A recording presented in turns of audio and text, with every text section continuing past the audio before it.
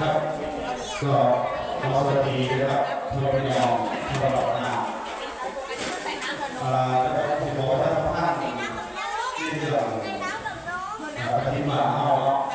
ก็ได้พิจารณาดีว่าเอามีเป็นเรื่องที่25-26นะครับแต่ว่าที่เกิดขึ้นในวันนี้ด้วยนะครับว่าห้องตัวลูกเป็นไหนแต่บอกว่าท่านเริ่มต้นนะครับว่าพ่อพี่น้องใครที่อยากที่บอกเห็นโลกท่านะครับโลกท่าที่หายว่าโลกคือด้วยจะพบที่ใน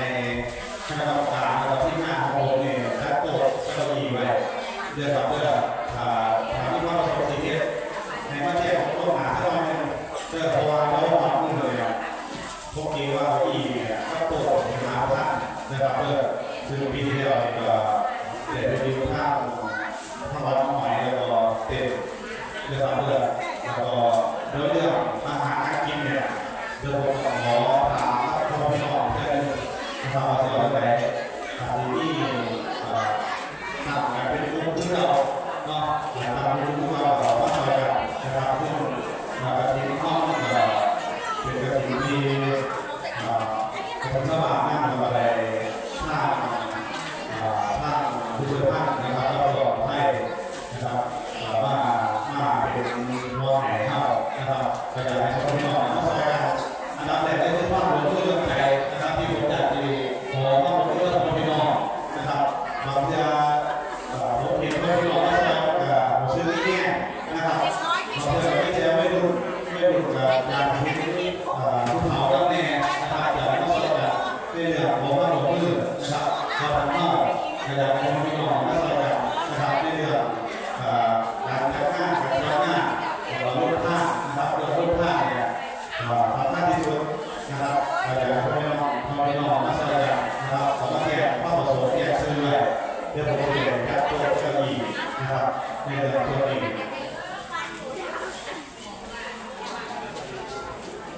แล้วก็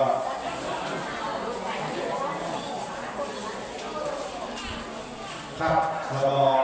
แต่ในสีน้องผมเพื่อนกับโมไปที่นี่ต่อถ้าท่านใดอยากบอกคำแนะนำกับผู้เฒ่าเป็นผู้ใจสีบอกว่าตื่นร่วมขอมาขอตกเนาะขอว่าขอเรื่องนะผู้สูงอายุนะครับที่ว่าที่เวลาที่เวลาเราขอมาสอนกันมาขอตกเลิกตื่นร่วมนะครับเดี๋ยวมีการที่ในชาติเดิมที่เกิดขึ้นทำเดือนที่นึงคือขอแค่หน้าเรียกว่าสมัยหน้าเราโตเลยนะครับเราที่เรื่องทุกเราเลยเรื่องเราเรื่องที่โอกาสเราสร้างท่านในเรื่องของชื่อนะครับเราขอของเพื่อนของพี่น้องที่ขอไปช่วยกันนะครับแต่ในสร้างที่หน้านะครับที่ซอยเรื่องของเก็บตัวก็อีกหลังจากถ้าคุณกันแล้วเนาะก็เป็นพี่น้องท่านใดที่มาแล้วออกไปช่วยกันเย็บของแน่ครับเพราะว่าของต้องมาสินค้าเพิ่มด้วยนะครับทำไมมีภารกิจตรงไหนก็ออกไปช่วยกันสักหน่อยนะครับเพื่อขอขอบคุณนะครับที่ให้ข้อมูลเพื่อในการไปร่วมของที่นี่ศึกษาวัฒนธรรมของที่นี่ไทยก็ที่ต้องสืบทอดมากแต่สมัยวัยรุ่นนะครับผมก็ไม่ปัจจุบันผมก็เลยต้องศึกษาต่อไปในข้อมูลเรื่องกับพวกพี่น้องว่าจะเป็นที่เราต้องพัฒนาที่ซอยทุกทุนนะครับเพื่อวัดใจนะครับก็ในหลายอย่างเป็นทางเข้าไปแล้วก็มาเกี่ยวนะครับเพราะว่าเนี่ยเป็นสิ่งที่แย่ในการเพื่อในที่ทุกนะครับเพื่อแต่เองก็ผมมีอย่างเดียวผมก็นั่งเข้าที่เลยแล้วก็ผมมีท่านใดเคยไปบอกว่าที่ก็งานกระถิ่นนะครับ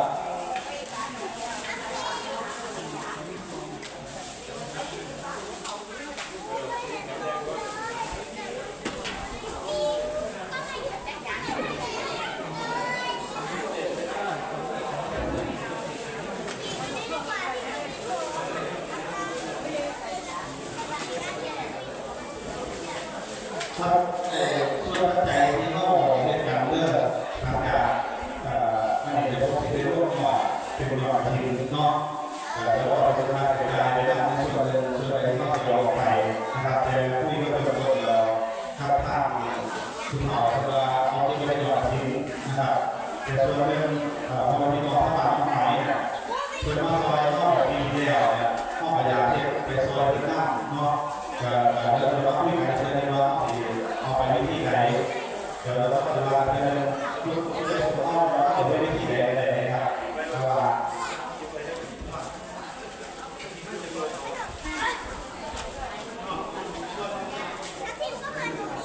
ครับก็แล้วส่วนหนึ่งเดี๋ยวเราจะซอยที่ออกมาหมายหน้าเนาะพอมีเดียวคือแบบว่าซอยเข้านะครับเอาไปซอยซึ่งเราคือแบบว่าเอาทุกปีนะครับเพื่อได้เรียนรู้ที่ไหนทุกท่านขอไปเรียนเชิญนะครับคือเวลาเขาเรียนมาแล้วคือเราเนี่ยกันหลักแต่แท้เรียนเพื่อแล้วที่พวกไปแต่ไม่หายไม่สอบว่าไปว่าเรียนแล้วเขาไม่ได้สอบว่าไม่ดีสาธุพุทธนามาจะทำมาได้คุณไปขอเขาที่สามลูกเดียวไปขอพระตามีแล้วแต่แล้วคนมาทำงานท่านไปดูคนเขาหายท่านผู้ว่าปีนี้เขาขอผิวเขาต้องให้เกียรติผมเกียรติเลยพระท่านได้รับท่านที่ได้รับคนใดถ้าพระท่านสอบผ่านผมเรียนไม่ได้ทีนี้เราใส่พระเอาไปขึ้นเขาถ้าบุญเขาต่างเขาก็ขอต่อให้เขาถ้าพ่อเขาก็ทีนั้นเขาไม่ได้ทีนี้ใส่แต่เขาเราคือที่เราดีในที่เขาจะเขาจะวันที่สองทำให้ที่ว่าเป็นพี่น้องพี่ไปแล้วไปได้มาทำงานที่เราวันที่สองนี่แล้วไปแล้ววันที่สองจะพูดเป็นสบายวันที่หนึ่งไปนั่งรอเป็นสบายวันที่วันที่หนึ่งวันที่สองมีงานเนี่ยพูดเป็นสบายวันที่หนึ่งมาได้แล้วครับจะมีองค์เนี่ยมีที่ประมาณนี้เป็นที่แล้วเนี่ยเป็นปัจจัยที่บอกจะสอบผ่านเป็นสอบของปัจจัยในที่ในร้านที่ว่าเป็นแบบเป็นมีผาสอบเดี๋ยวมันมีผาสอบของว่าเป็นตัวไหนนะจะร้านนี้หน่อยถ้าบอกว่าสอบผ่านผมจะเอาเรื่องการที่จะใส่ยาวไว้กันเพราะว่าทุกปีเพราะว่าปีนี้ก็มาเพราะว่าพอดีกับแต่เขาเอาไว้หน่อยเอาไว้ได้เอาไว้เราจะไงตามต้องการต่อตัวเราลูกพ่อที่ถวายเขาไปแล้วลูกพ่อเราต้องไม่มีอะไรลูกพ่อเราไม่ต้องมามีเราถวายเขาเรียกว่าที่เราไม่ได้เราไม่ได้เราเราต้องดูแลดูแลพัฒนาทำผ่านเรื่องสติเนี่ยทีนี้ล่ะแล้วก็ผมก็รู้ว่าเป็นสายของเขาเราเอามาดูกันทุกคนส่วนเพราะว่าเด็กทำไม่ได้เป็นผู้ทำผ่านผมก็จะเด็กทำไม่ได้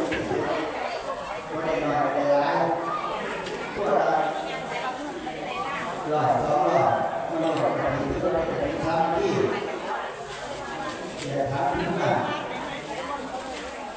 เราพวกเราที่ดูหล่อที่ดูหล่อแล้วคนจะเป็นทำแบบสองนะครับเพราะว่าเนี่ยนะคือเราใช้ตลาด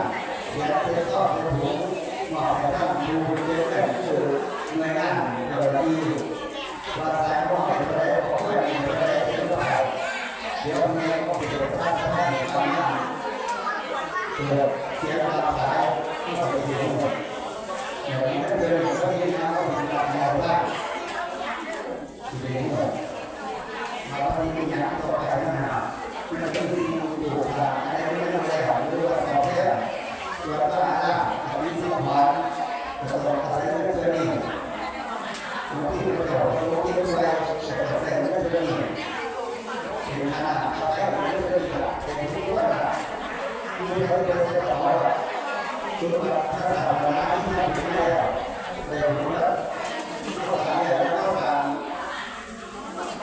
ที่ยาว ที่รู้ที่รู้นะครับ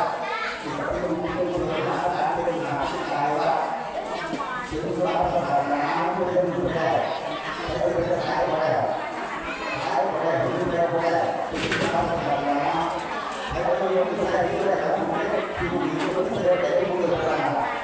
เพราะฉะนั้นนี่เป็นสิ่งที่เราต้องทำเราทำแล้วเราทำเลยเห็นเป็นสิ่งที่เราทำมาถึงเราไม่ต้องทำทำสิ่งทำด้วยทำอย่างเดียวที่เป็นสิ่งที่เราทำเป็นสิ่งที่เราเนี่ยนี่คือรู้ก็โตที่เราทำอยู่นี่คือว่าก็โตเป็นสิ่งที่ไหนนี่คือว่าบาปที่เราทำบาปตัวทุกตัวเป็นบาปก็มองเดี๋ยวตัวเราบอกที่แท้ที่ตายแล้วจะต้องหายใจอันนี้คือบาปที่ทำงานเขาทำงานดีเนี่ยให้ได้ทำดีไว้มีบาปบาปที่เห็นตัวนี้สุดท้ายถ้าเจอตัวนี้ตัวนี้หรือว่าเอาหัวจะเจอตัวนี้มาที่ความทั้งหลายสุดท้ายก็เลยอาจจะไม่รอดที่ถูกพูดจะไม่รอดที่ถูกจะรู้ถึงไม่รอดเราดีว่าถึงไม่รอดหมายถึงถูกจะรู้หัวถูกสาระถึงจะสบายที่มีการเงินมีโอกาสมีผู้เลือกเพราะว่าทำแล้วของเราต้องมีการเงินต้องมีการเงิน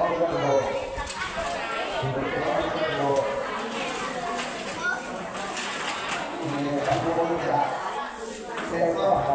ทีนี้ผมมีการพูดกันเกี่ยวกับเราทำให้รู้ว่าพูดด้วยที่จะเกี่ยวกับที่ว่าพูดด้วย